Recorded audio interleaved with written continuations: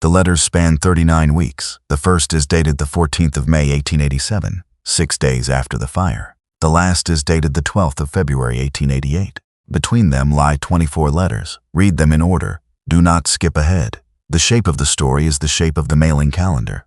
Dearest Edward, this letter is not written in my own hand. It is written by Mrs. Phoebe Arnett, wife of our neighbor Mr. Jabez Arnett, who is the nearest literate woman still standing in Cedar Grove this week, and who has come to sit at my bedside every morning since the fire. I am dictating. Mrs. Arnett is writing. Forgive the strange handwriting. The words are mine.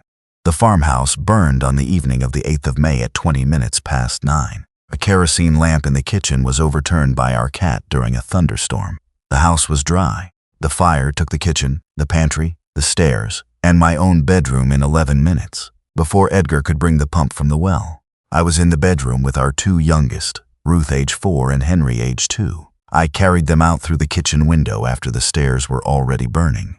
My dress caught. My face and neck and both arms took the worst of it. Ruth and Henry are uninjured. Edgar is unharmed. The two elder children, Jamie and Louisa, were at their grandmother's farm a mile distant and did not even see the smoke. The house is gone. We are sleeping at the Arnetts. Dr. Sterrett rode in from Joplin on the 9th. He has bandaged me. He says the burns on my arms will heal. The burns on my face will scar. And Edward, he says my eyes, which were open to the flame when I carried Ruth, have been burned in a way he has not seen before, and that the clouding has already begun, and that within 6 months less I will be blind.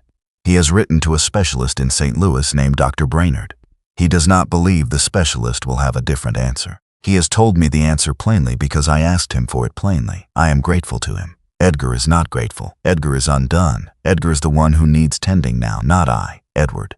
I am writing to you because in 11 years I have not written to you, and because I do not know if I will be able to write or to read your reply in 6 months, and because there are things between us from the summer of 1876 that must be cleared before I lose the means to clear them. I was wrong in 1876.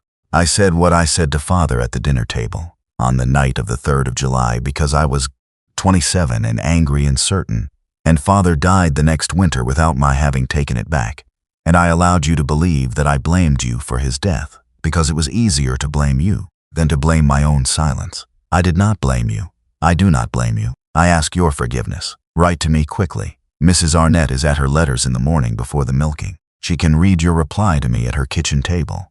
Your sister who has been silent too long, Cordelia. Cordelia, your letter reached me on the morning of the 20th. I read it once at my breakfast table and could not finish my breakfast. I read it again in my chambers at court at 11 o'clock. I was scheduled to hear oral argument at 1 in the matter of Ames v. the Commonwealth. I instructed my clerk to postpone the hearing, which I have not done in 18 years on the bench, and I walked home. I sat in the parlor with your letter in my hand for 3 hours. Prudence brought me tea which I did not drink. I write this reply now at 5:15 on the evening of the 22nd. There is nothing to forgive. There was never anything to forgive. I said to myself, after Father died and after you did not write, that I would wait as long as it took for you to write first, because I had understood, even in the heat of that July dinner, that what you said was anger and not accusation, and that you would know it too once the anger burned through. I did not know it would take 11 years. I did not know it would take a fire. I would have waited another 11. I am glad I did not have to. I am coming to Cedar Grove. I will leave Boston on the 28th on the morning train. I will reach St. Louis on the 30th. I will reach Joplin on the 1st of June. I will hire a buggy at Joplin. I should be at the Arnetts by the 2nd of June in the afternoon. I am bringing Dr. Brainerd's assistant, Dr. Isaac Pettis, a young oculist of considerable reputation in Philadelphia, who happens by providence to be in Boston this month lecturing at the Harvard Medical School, and who has agreed, upon my representations, to examine you before you lose the sight entirely. I am not offering you hope. I am offering you a second opinion. If Dr. Sterrett and Dr. Pettis agree, we will know. If they disagree, we will have a case. Either way, I come, your brother, who has been a stubborn man but not an unloving one, Edward, dearest Edward. This letter will cross yours in the post. I am writing it on the 2nd of June before I know whether you will receive it, before you board the train. I am writing because Edgar has read aloud to me this morning from the Joplin News Herald of the 30th of May, a small item to the effect that a Judge Edward Finch of Boston and a Dr. I. Pettis of Philadelphia are reported traveling west by the Sunday train on a matter of private family concern. I knew before I knew. I am grateful. I am afraid. I have not seen you in 11 years. I fear what you will see when you see me. My face is bandaged still. Mrs. Arnett changes the dressings twice a day. My eyes are swollen, nearly shut. I can see shapes against a lamp, and that is all. I am 40 years old in August. I was 29 when you last saw me at the Finch house in Beverly. I am no longer the sister you remember. I ask you to prepare yourself and to know that you may, upon seeing me, require a private half-hour before you speak, and that I will not take offense at it. Edgar will meet the train at Joplin. Dr. Pettis should bring what he brings. I will submit to the examination. I am ready for any answer. Your sister in Christ and in blood, Cordelia. Martha, I write you this letter from the Arnett farmhouse kitchen, by lamplight, at 9:10 on the evening of the 6th of June. Dr. Pettis completed his examination of Cordelia this afternoon at 3:00, in good light with Dr. Starrett present, in a bedroom kept dim for my sister's comfort, except for the quarter hour of the examination itself. I must tell you frankly what Dr. Pettis has told me, because I do not yet have the words to tell Cordelia, and I must write them to you first in order to rehearse them. The burn to the cornea is severe. Dr. Pettis concurs with Dr. Starrett that the clouding is progressive and that functional sight will be gone within 4 to 6 months. He does not concur that it is hopeless. He believes that a surgical procedure developed 2 years ago in Vienna, a procedure involving the removal of the clouded outer cornea and the reshaping of the underlying structure, may be performed in 10 years' time upon her if the underlying eye is otherwise healthy, which he believes it is. He recommends she preserve the eye by resting it, by keeping it shielded from sun and dust, and by practicing, beginning now, the habits of a woman who will need to live a full decade in reduced sight before any restoration may be attempted. He does not promise a restoration. He says, in his exact words, Mrs. Thackeray has a 1 in 6 chance of regaining useful reading vision if she reaches Vienna or Boston if the procedure is perfected here in 1897 or thereabouts in a healthy state. 1 in 6 is nothing. I told Cordelia nothing tonight. I will tell her tomorrow morning after breakfast in Dr. Pettis's presence. I write you this to say, I am staying in Cedar Grove through the end of June. Kiss Prudence. I will write daily. Your Edward. Edward, you are asleep in the next room. It is 4:00 in the morning. Mrs. Arnett has left me a lamp and a slate and a piece of chalk, because I have asked her to teach me to write large letters on slate by feel rather than by sight, so that in the months to come I may send you short notes without dictating every line to a neighbor. I am writing this in chalk on the slate on my lap. Mrs. Arnett will copy it in ink in the morning before posting. She has agreed to this labor until such time as I can find a reader and scribe in the village. I accept the 1 in 6. I will rest the eye. I will shield it. I will practice reading by touch. Mrs. Arnett has promised to teach me the letters of the alphabet raised in thread on cardboard, as she once taught a blind cousin in Knox County in the year of the war. I will learn them. I do not ask for the 1 in 6 to come through. I ask only for the 10 years. 10 years to raise Jamie to 18, Louisa to 15, Ruth to 14, Henry to 12. 10 years to have Edgar at my side. 10 years to learn how a blind woman keeps a country doctor's household. I am 40 years old on the 2nd of August. If Dr. Pettis is right, I will be 50 when he operates. That is not old. Father was 53 at his death. Mother is still living at 72. I have Finch blood. I can live to 50. I can live to 60. I can live to see Ruth's wedding. I can live. Edward, what a gift you have brought me across 11 years of silence. I will not waste it. Your sister Cordelia. Brother Edward, I have not been a good correspondent to you in the decade since I married your sister. I was 32 when we married. I am 44 now. I have been a country doctor at the edge of the Ozark Plateau for 21 years. I have delivered 764 babies. I have buried a good number of them. I have not, Edward, until this month, known what it is to be unable to help the one patient whose hand I hold at night. I write you now to say 3 things. 1. I am grateful you came. I could not have asked you. I could not have written that letter. Cordelia wrote it because Cordelia has always been the better writer between us, and because she had the clarity that a man lately widowed of his own competence cannot summon. 2. Dr. Pettis's letter of regiment arrived on the 16th. I am following it. I have built Cordelia a reading desk in the parlor of the small house we have rented from the Arnett estate until the main farmhouse can be rebuilt, and I have ordered from St. Louis a set of the raised letter cardboard cards Mrs. Arnett described. I am committed to the 10 years. 3. I have been short with Cordelia in these 6 weeks more than once. I am ashamed of it. I am asking you, as her brother, to write to her from Boston in the plainest encouragement you can muster, on a schedule, once a week, always on a Monday morning, so that she may count on the arrival. For as long as your hand can bear it. She reads your letters aloud to herself, with my help in the evening. They are the 1 hour of the week when her face is untroubled. Your brother-in-law, who has learned to ask for help only this year. Edgar Thackeray. Cordelia, I return to Boston tomorrow. Edgar has my promise of the Monday letter. This is the first. I will write you every Monday morning between 6 and 7 before I go to Chambers, and I will post the letter that same day, and you will have it by Friday or Saturday.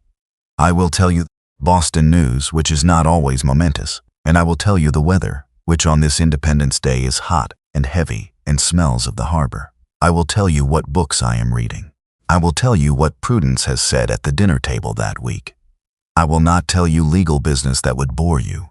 I will not tell you the news of the papers unless you ask. I will write so that the letter is a domestic voice in your parlor. That is the only voice that matters. I will ask you each week one small question. This week's question: what has Mrs.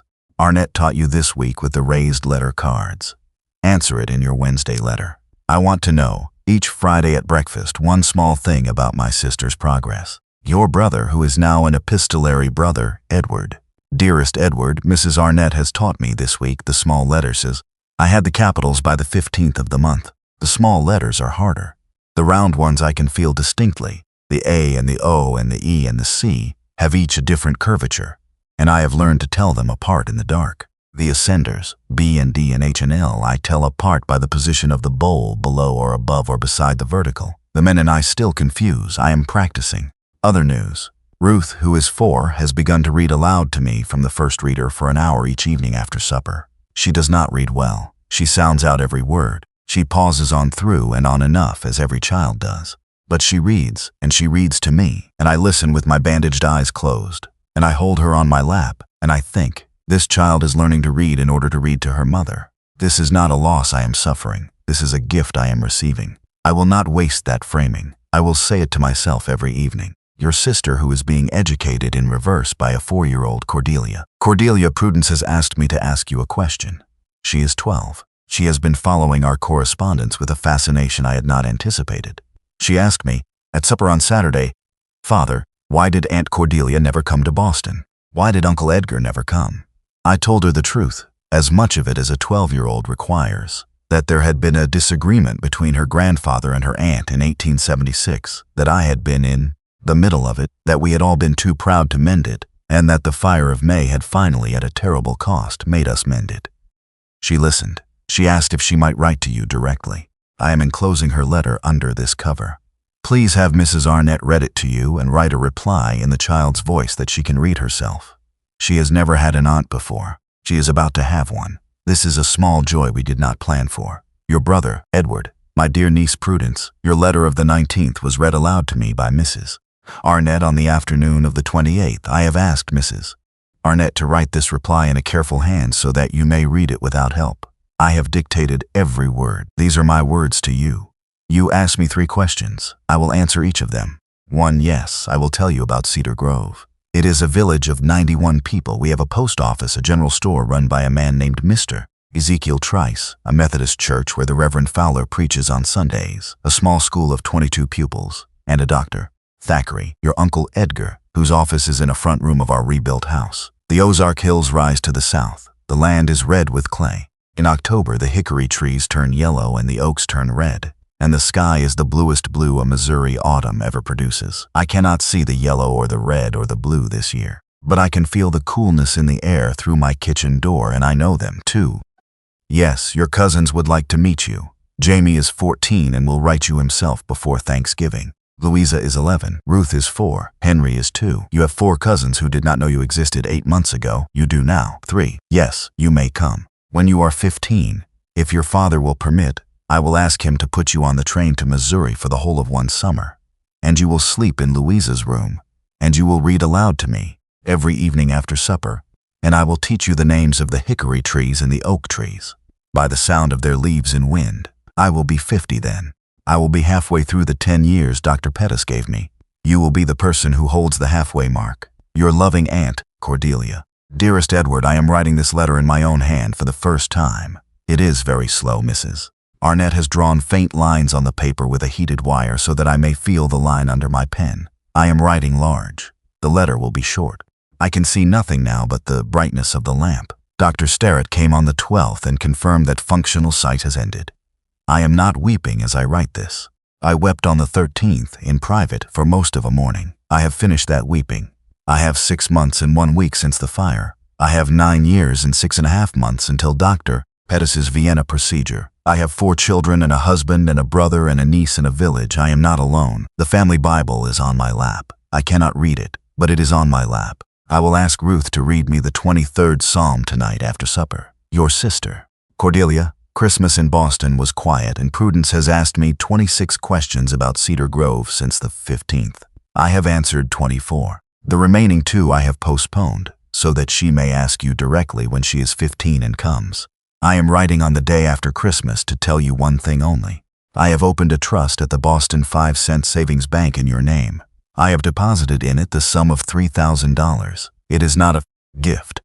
It is a reserve against the Vienna procedure of 1897, and against the passage thereto, and against the recovery, and against whatever it costs. And if it is not needed, it reverts to Ruth at her majority. Do not write to decline. I have done it. Edgar has approved. It is settled. The Monday letter stands. I will write you every Monday of 1888 as I wrote you every Monday of 1887. I remain, as ever, your brother who came 11 years late, and who will now come every week for the rest of his life, Edward. Dearest Edward, this is the letter I have been writing in my head since the 14th of May, which was the day of my first letter to you. The day Mrs. Arnett first sat at my bedside with a pen. 9 months have passed. I want to set down what those 9 months have taught me, in case there is someone reading this correspondence someday who needs to know. I am dictating slowly. Mrs. Arnett is writing patiently. I have learned that the loss of sight is not the loss of the world. It is the loss of one way of entering the world. There are others. I have learned to enter it by the voices of my children, by the smell of the kitchen, by the texture of a skein of yarn I cannot see the color of but whose weight I can judge. I have learned that a husband who has been short with you for 6 weeks after your disaster is a man suffering his own small fire, and that the correct response is not to forgive him because he has not asked forgiveness, but to sit beside him in the parlor in the evening and take his hand. I have learned that a village of 91 people can quietly rebuild a farmhouse in 10 weeks if they are asked. I have learned that a brother you have not spoken to in 11 years can reappear in your life in the exact middle of your disaster, and that the 11 years do not weigh against the week in which he comes. I have learned that a 12-year-old niece in Boston is a more faithful correspondent than most full-grown adults, and that her letters arrive on Saturdays, and that Saturdays have become the day I wait for most. Edward, I will not write to you every week of 1888 as you will write to me. My hand tires on the slate. I will write once a month. Mrs. Arnett will write the others. But I will write the 12th of every month in my own hand, on the slate, copied into ink by Mrs. Arnett. I will hold that discipline. I will not lose the hand. I will hold it until Vienna. Do you know, this is the strange thing, I believe we will reach Vienna. I do not know why I believe it. I did not believe it in May. I did not believe it in August. I believe it tonight. It may be Ruth's reading. It may be Mrs. Arnett's patience. It may be your Monday letter arriving at the post office every Friday without fail for 39 weeks. It may be that grace, Edward, and I am using the word as a Methodist, not as a jurist, sometimes comes through the mail. Whatever it is, I believe we will reach it. Your sister at 9 months, Cordelia, Dara. Uncle Edward, my name is Ruth Thackeray. I am 5-year-old. I read to Mama every night. She sit in the chair by the lamp and I sit on her lap. She listen with her eyes closed. She kiss my head when I am done.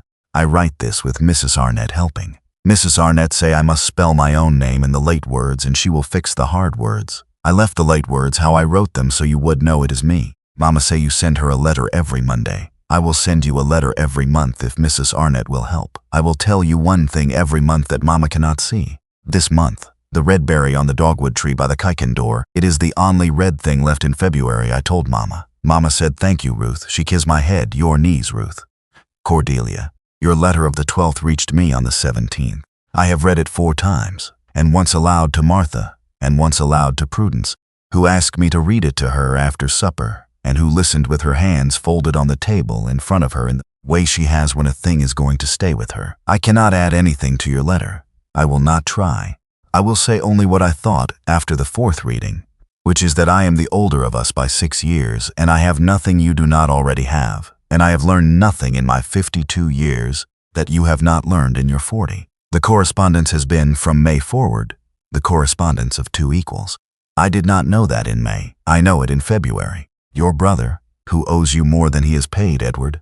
The correspondence continued, with the weekly and monthly rhythm the two parties had agreed upon. From the 13th of February 1888 through the 22nd of October 1897. In that 9-year and 8-month interval, Judge Edward Finch wrote 491 Monday letters to his sister Cordelia Thackeray. Mrs. Thackeray dictated or wrote 473 replies. On the 2nd of November 1897, at the Massachusetts General Hospital in Boston, Dr.